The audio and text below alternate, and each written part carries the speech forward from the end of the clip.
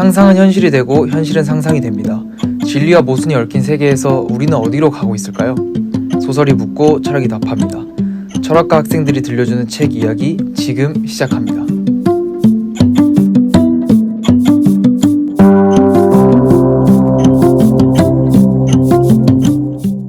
안녕하세요. 저는 차준환이고요. 저는 박지민입니다. 네, 지민 씨, 저희가 또 이렇게 금방 촬영을 하게 됐네요.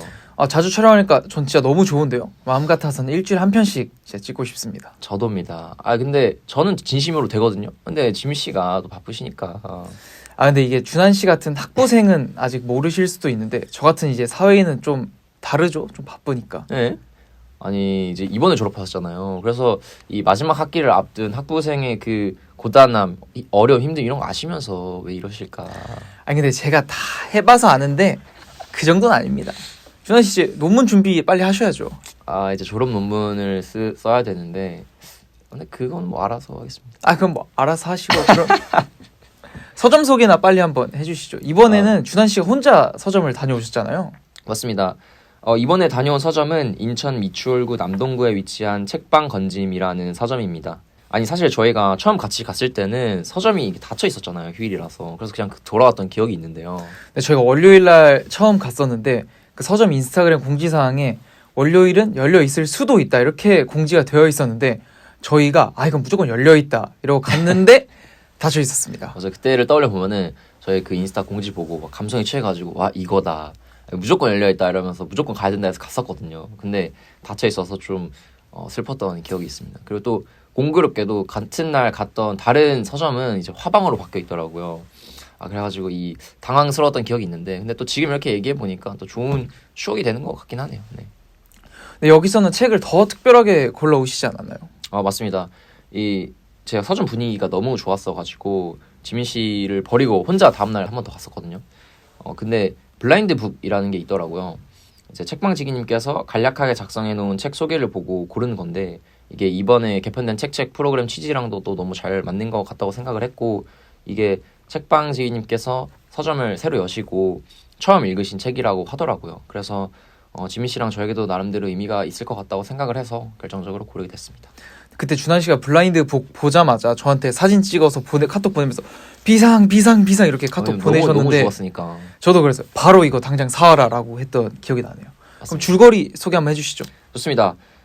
우선 소설은 희령을 여름 냄새로 기억한다라는 문구로 시작합니다. 희령은 과거와 현재를 이어주는 꽤나 상징적인 장소인데요. 주인공으로 서술되는 나는 이지연입니다. 그녀는 어렸을 적 희령에서 아주 잠깐 동안 할머니와 함께 시간을 보낸 기억이 있습니다. 엄마와 할머니의 사이가 좋지 않았기 때문에 그 잠깐을 제외하고는 할머니를 만나러 희령에 가는 일은 없었는데요. 시간이 지나 32살이 되는 해, 지연은 다시 희령에 가게 됩니다. 남편의 외도로 이혼을 하게 됐는데 마침 희령에 뜬 천문대 연구원 채용 공고에 지원하게 된 것이죠. 그렇게 서울 생활을 정리하고 간 희령에서 할머니 영옥을 다시 만납니다. 처음에는 어색했지만 둘은 집을 왕래하면서 서로 가까워지게 되고 지연은 할머니가 어떤 삶을 살았는지에 대한 그녀의 인생 이야기를 전해 듣게 되죠. 그렇게 이 작품은 현재와 과거를 오가며 이야기가 전개됩니다. 네, 할머니의 이야기 속에는 여러 사건과 인물들이 등장하게 됩니다. 작품은 지연의 시점에서 서술되는데요. 등장인물과 사건을 시간 순서대로 쭉 정리해보면 한번 좋을 것 같아요. 한번 들어보시죠. 양민 출신이었던 증조부 희수는 백정 출신인 증조모 정선을 좋아하게 됩니다. 당시는 일제강점기여서 종종 여자아이들이 일본군에게 끌려가곤 했는데요. 증조모가 위기의 순간에 직면했을 때 증조부가 그녀를 구하기 위해 그녀를 데리고 개성으로 도피를 하게 됩니다. 이때 증조부는 사랑을 위해 양민 가족들을 떠나게 됐고 증조모는 살기 위해 병든 고조모를 버리게 되었죠.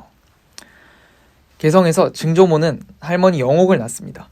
증조부는 아들이 아닌 영옥을 달가워하지 않았지만 증조모는 할머니를 따뜻하게 대해주었습니다. 이후 세비 아저씨와 세비 아주머니가 개성으로 오게 되는데요. 이들은 마음씨가 따뜻하여 증조모 할머니에게 큰 힘이 되는 인물입니다. 이들 사이에서도 딸이 탄생하는데 그 딸이 바로 희자입니다. 이후 큰 사건들을 빠르게 정리해보겠습니다. 세비 아저씨는 돈을 벌러 일본 히로시마에 갔지만 우리가 알듯 히로시마에는 원자폭탄이 떨어집니다. 세비 아저씨는 어찌저찌 개성으로 돌아왔지만 방사능 피복으로 인해 건강이 악화되었고 요양을 위해 고향 세비로 향합니다. 결국 세비 아저씨는 죽게 되는데요. 엎친 데 덮친 격으로 세비 아저씨의 죽음 이후 세비 아주머니는 자신의 오빠가 사상범이라는 누명을 쓰게 됩니다. 세비 아주머니와 희자는 군인들을 피해 개성으로 잠시 돌아왔고 며칠을 증조모 집에 머무르다 곧바로 대구의 고모댁으로 떠납니다. 혹여나 문제가 생기면 고모댁으로 오라며 주소를 남겼죠. 아니나 다를까 한국 전쟁이 터지고 증조부, 증조모 그리고 할머니는 피난길에 오릅니다. 그들은 세비 아주머니가 남긴 고모 할머니의 주소로 향했습니다. 우여곡절 끝에 그들은 성공적으로 재회하는데요. 대구에서 증조부는 자원 입대하여 전쟁터를 향했고 전쟁이 끝나길 기다리는 고모 할머니, 증조모, 세비 아주머니, 할머니, 희자는 나름의 소소한 행복을 느끼며 살고 있었습니다. 휴전 이후 증조부는 돌아왔고 자신의 부모가 희령에 있다는 소식을 들었다며 희령으로 떠나자고 말합니다. 그렇게 그들은 다시 한번 이별을 맞이하게 되죠. 그렇게 향한 희령에 증조 할아버지의 가족은 없었습니다. 그렇게 하루하루를 살아내던 도중 할머니 영옥은 평판이 좋은 어떤 남자와 결혼하게 됩니다. 할머니는 그 결혼이 내키지 않았지만 아버지에게 인정받고 싶어 그 결혼을 그냥 진행하게 됩니다. 이 둘 사이에서 엄마 미선이 태어나게 되죠. 그 무렵 희자는 이화여자대학교에 수석으로 합격해 서울에서 공부했습니다. 세비 아주머니가 병으로 죽은 뒤에는 방학마다 희령으로 놀러 오곤 했죠. 한 번은 방학 때 내려온 희자가 서울에서 공부하는 자신의 서러움을 이야기했는데 할머니는 희자의 마음을 이해하지 못했습니다. 이미 너무 다른 삶을 살고 있었기에 서로를 이해할 수 없는 둘은 싸우게 되고 그 후엔 각자의 삶을 살아내며 다시 만나지 않았죠. 현재로 돌아와서 지연은 할머니의 이야기를 들으며 자신과 주변 사람들의 관계에 대해 성찰하게 됩니다. 할머니와 엄마, 엄마와 자신, 또 엄마와 어릴 적 죽은 언니의 관계에 대해서 말이죠. 희령에서도 1년 정도 시간을 보낸 시점에 주인공 지연은 희령을 떠나 대전에 있는 연구소로 이직하게 됩니다. 물론 희령을 떠나 할머니를 직접 만날 수는 없지만 연락하며 계속 잘 지냈죠. 지연은 할머니와 희자를 다시 만나게 해주고 싶었습니다. 그녀는 희미한 실마리들을 연결해 찾은 이메일 주소로 메일을 보냈고 끝내 연락이 닿게 됩니다. 그렇게 마지막은 할머니 영옥과 희자가 만나는 순간을 그리며 이 소설은 끝이 납니다. 저는 이 책을 읽으면서 진짜 할머니 할아버지 생각이 많이 났습니다. 정말. 진짜 저도 할머니 할아버지 생각이 많이 나더라고요. 근데 이번 설에 고향에 내려가서 친척들이랑 이야기를 했는데 특히 외삼촌이 들려준 옛날 이야기가 너무 재밌더라고요. 마치 이 소설에서 할머니가 미선에게 이야기를 들려주듯 제가 외삼촌께 이야기를 들었는데 외할아버지가 옛날에 운전 일을 하셨어요. 근데 옛날엔 도로 사정도 좋지 않고 차도 그렇게 좋지 않다 보니까 차가 자주 고장이 났었는데 그걸 외할아버지가 어찌어찌 고치면서 막 운전을 한 그런 이야기를 듣는 게 너무 재밌었습니다. 그렇죠. 저는 이제 할머니 할아버지가 종종 옛날 이야기를 해주시긴 하셨는데 작품처럼 이렇게 긴 호흡으로 대화해본 적은 없는 것 같아요. 그래서 이런 기회가 있으면 좋았을 것 같다라는 생각이 들더라고요, 자꾸. 또 배경에 대해서 이야기를 해보자면 이 소설은 5대에 걸친 굉장히 긴 배경을 다루고 있잖아요. 주인공인 지연의 고조모까지 등장을 하니까 한국의 근현대사가 잘 드러나는 것 같아요. 맞습니다. 일제강점기부터 해방과 한국전쟁 그리고 그 이후에 빠르게 발전하는 현대사까지 다루고 있죠. 그렇다 보니 자연스럽게 그 당시 일반 사람들이 느낄 법한 감정선들, 그러니까 좀 더 현실적인 어려움, 힘듦 그런 것들을 엿볼 수 있는 소설인 것 같아요. 그래서 저는 개인적으로 신기하기도 하고 재밌게 읽었던 것 같습니다. 전 진짜 옛날 얘기 이런 거 찾아보고 듣는 거 좋아하거든요. 네, 저희가 직접 살아보지 않았던 시기의 이야기였지만 오히려 살아보지 않았기에 더 순수하게 몰입할 수 있었던 것 같습니다. 또 당연하다고 느꼈던 저의 삶의 요소들이 당연한 게 아니란 걸 다시 한번 느끼게 되었습니다. 제가 이렇게 지금 누리고 살 수 있는 건 저희 윗세대 어른분들께서 다 이뤄놓은 것이라는 생각이 참 많이 들었습니다. 맞습니다. 그 부분은 저도 정말 감사하게 생각하고요. 그럼 좀 다른 주제로 점프해볼까요? 저는 책을 읽으면서 또 같이 이야기해보고 싶었던 게 왜 우리는 가까이에 있는 사람들을 또 좋아하는 사람들을 진심으로 대하지 못하는 순간들을 맞이하는 걸까요? 책에서도 영옥이 희자와 싸우는 장면이 나오는데 어렸을 때는 함께 동고동락한 사이였지만 영옥이 희령으로 가고 희자는 서울로 대학을 가게 되면서 이때부터는 아예 서로 다른 세계에서 살게 됩니다. 그래서 잘 지내다가도 그 세계끼리 충돌하는 순간 좋아하고 아끼는 깊은 마음보다 얕은 곳에 있는 마음의 말이 먼저 나오는 거 아닐까요? 아무리 서로 사랑하는 연인이라도 살아온 세계가 서로 다르기 때문에 싸우고 헤어지는 거죠.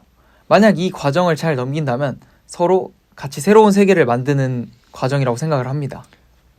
같은 세계를 만든다라. 근데 제가 궁금한 점은 이 같은 세계를 살겠다는 결심이 있다면, 그러니까 서로를 좋아하고 아끼고 사랑한다면 이론상으로는 더 아껴주고 더 좋은 말 해주면 될 텐데 왜 상처 주는 말을 하는 걸까라는 거죠. 이 말은 이제 같은 세계에 살면서 좋은 말만 해줘야지라는 좀 공허한 이야기는 아닌데요. 그러니까 안 맞는다는 걸 확인했으면, 서로 상처만 준다는 걸 이제 알게 됐으면 뭐 각자 길을 가면 되는 거잖아요. 그게 뭐 설령 가족이라고 하더라도. 그러니까 제 말은 그걸 감안하고도 계속 싸우고 화해하고 싸우고 이렇게 반복하는 거 보면은 우리가 모르는 저 깊은 그 심리 속에 사랑하는 마음들이 있다는 반증이지 않을까라는 생각이에요, 저는. 그래서 좋은 말, 예쁜 말들 많이 해주자, 이런 의미입니다. 사랑하는 마음이 남아있다는 반증이라는 말이 좀 와닿는 것 같아요. 사랑하는 마음이 남아있으니까 서로 싸우는 거죠. 만약 그런 마음이 진짜 단 1g도 남아있지 않다면 서로 피곤하게 굳이 싸우거나 그럴 것 같진 않아요. 그냥 서로 무시하고 말지. 맞습니다. 주변에 가족, 연인, 친구 등 어떤 그런 인간관계든 그런 갈등을 겪고 있는 사람들한테 정말 해주고 싶은 말입니다. 저는 갈등을 겪는 이유가 그 서로 다른 두 세계가 합쳐지는 과정일 수도 있겠다라는 생각을 해봤어요. 사람마다 이 살아온 환경이 다르기 때문에 어느 정도 갈등은 어쩌면 당연할지도 모르겠네요. 저도 막 싸우지 말자 이런 거는 또 아닌 것 같고, 어느 정도 갈등은 필요하다고 보는 입장이기 때문에. 그럼 지미 씨는 뭐 누구랑 싸우거나 갈등을 겪어본 적이 있는지, 또 만약에 있다면 뭐 최대 얼마나 지속됐는지. 근데 저는 진짜 별로 싸운 적이 없는 것 같아요. 해봤자 중학교 때? 중학교 때 이제 뭐 체육 시간에 싸우고 같이 밥 먹으러 가고 뭐 그랬던 것 같아요, 그냥. 사실 저도 막 크게 싸운 기억은 없는 것 같거든요. 뭐 지미 씨가 말한 것처럼 그 정도 갈등은 저도 물론 경험해봤지만, 뭐 남자들끼리 뭐 서먹서먹했다가 뭐 꼭 남자만 아니더라도 서먹서먹했다가 뭐 맛있는 거 먹고 금방 풀리잖아요, 친구들끼리는. 근데 작중에서는 영옥과 희자는 다투고 헤어진 게 이게 몇 년이죠? 제가 정확하게 계산 안 해봤는데 한 30년? 40년 정도 되는 것 같아요. 그리고 소식도 모른 채로 지냈다가 이제 마지막 부분에 이렇게 재회하는 장면으로 이제 끝나잖아요. 그럼 어떤 기분일까요? 30년, 40년 동안 이렇게 안 보다가. 근데 제가 그 입장이면 진짜 정말 떨릴 것 같아요. 예를 들어서 제 준한 씨를 30년 동안 안 보다가 네. 갑자기 다음 주에 같이 만나서 밥을 먹기로 했다 이러면은 심지어 싸웠던 사이인데. 싸웠다가 30년만 하면 진짜 한편으로는 기대되고 떨리고 설레고 긴장되고 막 다 할 것 같아요. 근데 진짜 떨리고 한편으로는 피하고 싶은 마음도 들겠지만 그래도 피하는 선택을 할 것 같지는 않습니다. 만나서 후회하더라도 만나는 게 100번 낫죠. 무조건이죠. 저도 무조건 만날 것 같고, 이게 뭐 만나서 어땠는지를 책 속에서 서술하고 있지 않기 때문에 막상 더 상상하게 되고 설레고 그런 감정이 느껴지는 것 같습니다. 물론 무조건 행복하진 않을 수도 있겠죠. 내가 생각하는 모습과 또 기대하는 모습이 아니면 어떠나 이런 생각도 들긴 하는데요. 왜냐면 이제 살아온 세계가 너무 달라서 다퉜고 또 3, 40년을 더 안 봤고, 그러면은 내가 생각했던 거랑 또 더 달라졌을 수도 있으니까요. 그래도 뭐 해피엔딩이 좋으니까 저는 둘이 사이좋게 만났을 거라고 감히 상상을 해봅니다. 네, 그럼 여러분이 상상하는 영옥과 희자의 재회는 어떤 모습인가요? 해피엔딩일까요? 그럼 저희는 잠시 쉬었다가 새로운 주제로 돌아오도록 하겠습니다.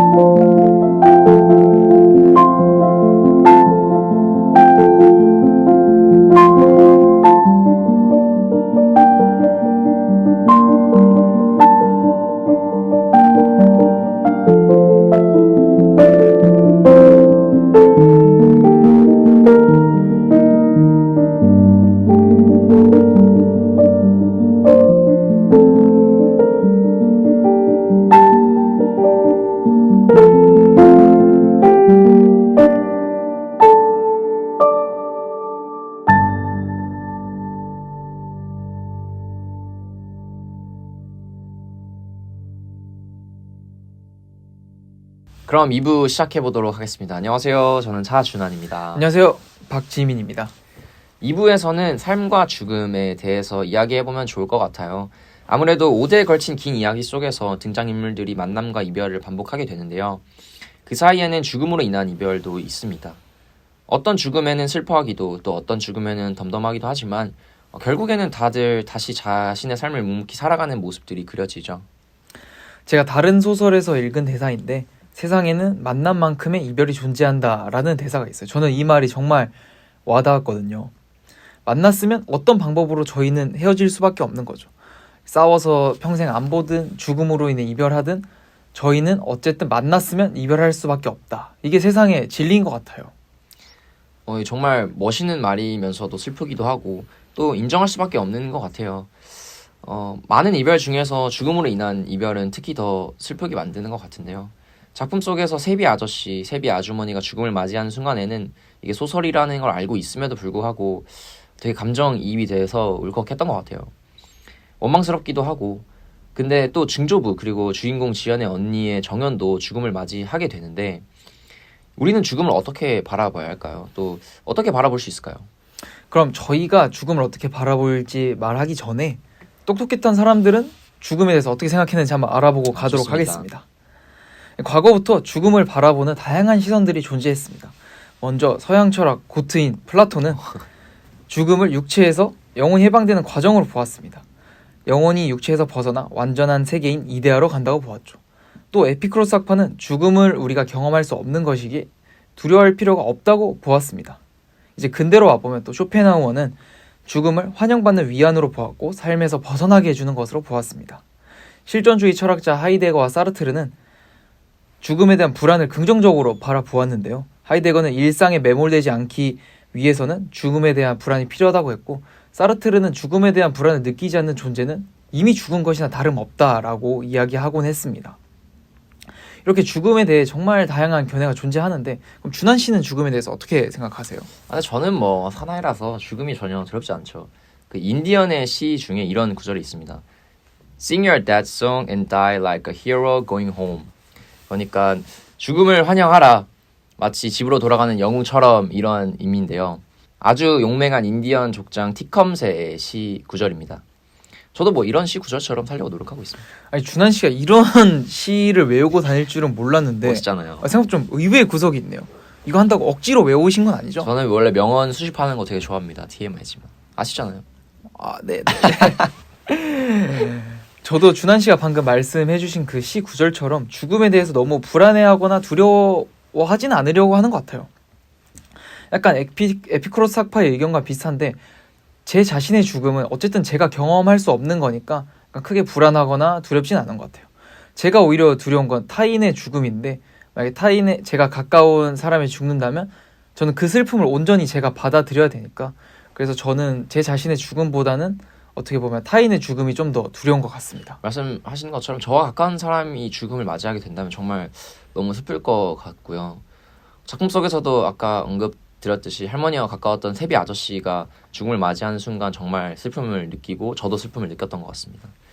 근데 그거랑 좀 별개로 그 부분에 이제 나왔던 구절이 저는 되게 인상적이었어요. 그는 자신이 죽고 나서 태어난 어느 사람에게 이렇게 기억되고 있었다. 어떤 기록을 남기거나 커다란 업적을 남기는 것도 물론 이미 있겠습니다만 그저 누군가에게 기억될 수 있고 떠올려지는 사람이 된다면 저는 그것도 나름의 의미가 있지 않을까라는 생각을 해요. 기록이 아니라 기억에 남는 사람이 되는 거죠. 그렇죠. 제 이름이 꼭 역사 속에 이렇게 거창하게 기록되지 않더라도 저를 기억해주는 사람들이 남아있으면 저는 또 그 기억 속에서 존재하는 거니까요. 제가 하고 싶은 말 딱 그거였어요. 이렇게 죽음이라는 장치 때문에 오히려 삶이 아름답게 느껴지는 것 같아요. 만약에 저희가 죽음이라는 게 없었으면 영생을 하고 삶이 쭉 이어지게 되면 오히려 삶의 아름다움을 잘 모르지 않았을까요? 죽음은 삶을 끝내는 장치이지만 역설적이게도 삶을 더 아름답게 빛나게 만들어주는 그런 장치인 것 같아요. 빛나는 삶이라 하루하루 열심히 살아가는 우리 모두는 정말 멋있다고 생각을 합니다만 그런데 사실 그 삶을 살아내는 대부분의 사람들은 하루하루를 힘겹게 살아가고 있다고 생각하거든요. 작품 속에서도 주인공 지연을 비롯해 주변 인물들이 행복한 삶을 살고 있나? 라고 물어보면 그렇다고 답하기는 좀 어려울 것 같습니다. 그렇다면 우리는 무엇 때문에 살아가는 걸까요? 그저 하루하루를 버티며 살아가고 있기 때문에 살아가고 있는 걸까요? 저는 죽지 못해 삽니다. 는 아니고 그렇진 않고 이게 참 어려운 것 같아요. 삶의 이유를 찾는다는 게. 맞죠? 근데 사실 저는 그렇게 거창한 이유를 찾으면서 사는 것 같지는 않아요. 그냥 태어났으니까 뭐 열심히 사는 거죠. 저 이런 태도가 사르트르가 한 말과 좀 연결이 되는 것 같은데, 실존은 본질에 앞선다 라는 말을 사르트르가 했어요. 이유가 있어서 태어난 게 아니라 태어났고 이제 그 다음에 저의 본질을 만들어 가는 거죠. 같은 맥락에서 사르트르는 선택과 책임에 대해서도 이야기하곤 합니다. 자유롭게 태어난 게 아니라 태어났고 자유롭도록 이 세상에 던져진 거죠.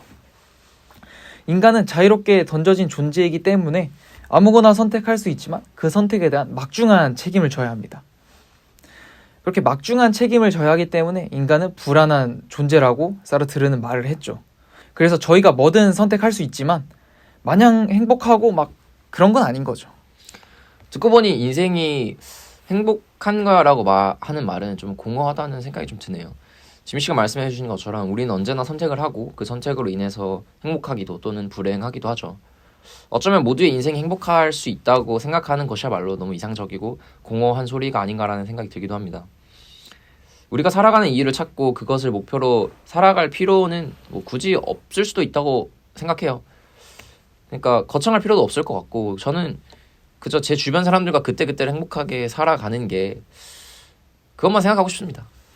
근데 저희가 이야기를 이렇게 계속 진행하다 보니까 오히려 죽음을 이야기할 때보다 약간 삶을 사는 것을 이야기할 때 좀 더 어두워지는 그런 경향이 있는 것 같네요. 근데 지민 씨 그거 아세요? 이 책 제목이 밝은 밤이잖아요.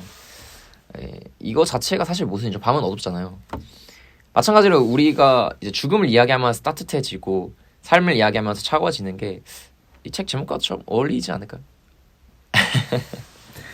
네, 그럼 지금까지 최은영 작가님의 밝은 밤 살펴봤는데요. 책을 처음 읽을 때는 주인공의 삶이 너무 불안하고 불행하기만 하다고 생각을 했었는데, 책을 다 읽고 이야기를 이렇게 나눠보니 주인공 지연의 삶이 칠흑같이 어둡던 밤에서 어렴풋이 희망이 보이는 밝은 밤으로 바뀌어 갔던 그런 이야기인 것 같습니다. 준한 씨는 어떻게 보셨나요? 저는 이 책을 읽으면서도 또 대본을 준비하면서도 저뿐만 아니라 제 주변에 있는 사람들을 좀 둘러봤던 것 같아요.